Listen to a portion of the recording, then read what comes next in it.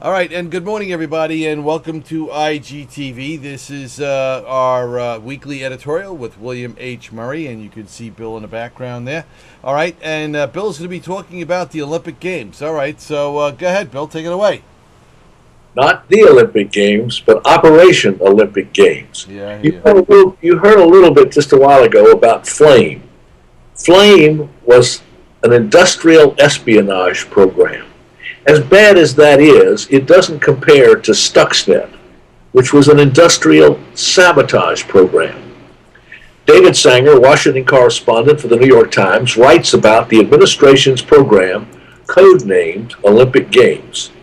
This was a program to use a computer virus, Stuxnet, for sabotage against a sovereign nation, Iran, during peacetime.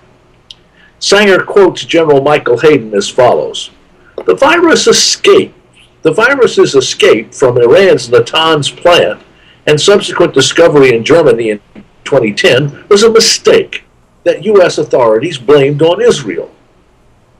Former CIA Chief Michael Hayden, director of NSA during President Bush's during President Bush's use of the agency for illegal surveillance of American citizens, also acknowledged to the Times that Stuxnet is the first major cyber attack intended to cause physical destruction to Iranian centrifuges. Somebody crossed the Rubicon, he said.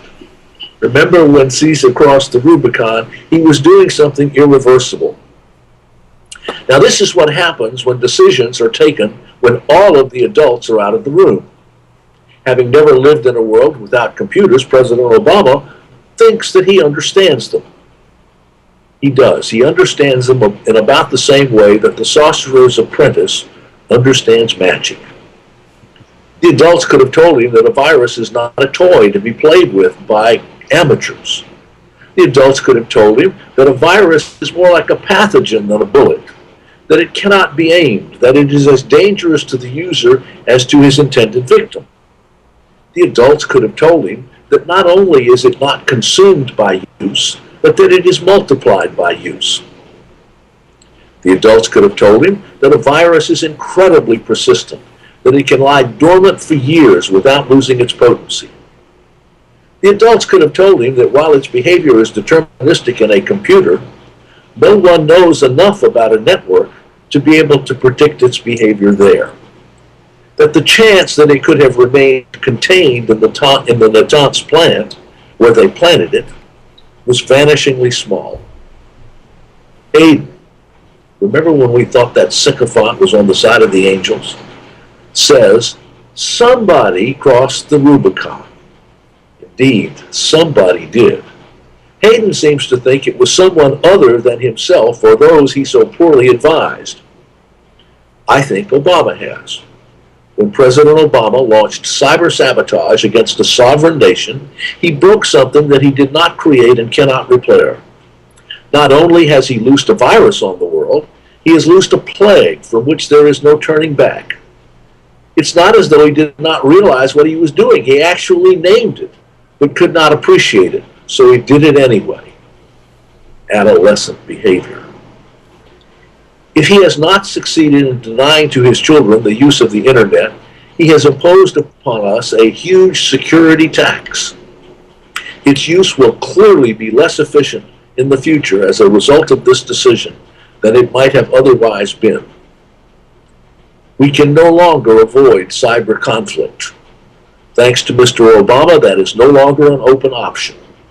Cyber conflict is established. It now has its own congregation and priesthood.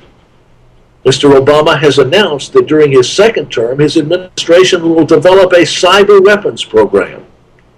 He has begun a cyber arms race. Let's hope that it's not too late to avoid cyber war, one that will lead to the armed conflict which the administration is threatening. President Obama has already drawn his line in the sand, the cyber line, an arbitrary line, which if an adversary crosses, he can expect Mr. Obama to retaliate with armed force.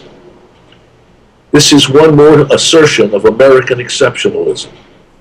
Presumably, his line is someplace after espionage, which we clearly tolerate all the time, but before the kind of sabotage that he authorized against Iran. Obama to Iran: we are the biggest bully on the block. If you retaliate in kind, expect our drones and bombers. How long will it be before someone equally immature decides to test his resolve? Wouldn't it be wonderful for President Obama if he could distinguish between the acts of a nation state and those of mischievous children? Some of us have not forgotten that the U.S. Air Force was minutes from launching a bomber against Iraq because 2 children in California and a young adult in Israel were attacking their logistics systems. I admit that Mr. Obama was in a troubling position. He claims that launching sabotage was an alternative to armed conflict.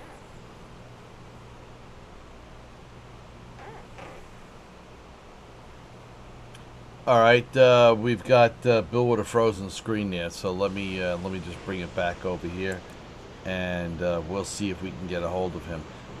He was on his way to be talking about a number of different things going on with the current administration and the launch of a cyber attack.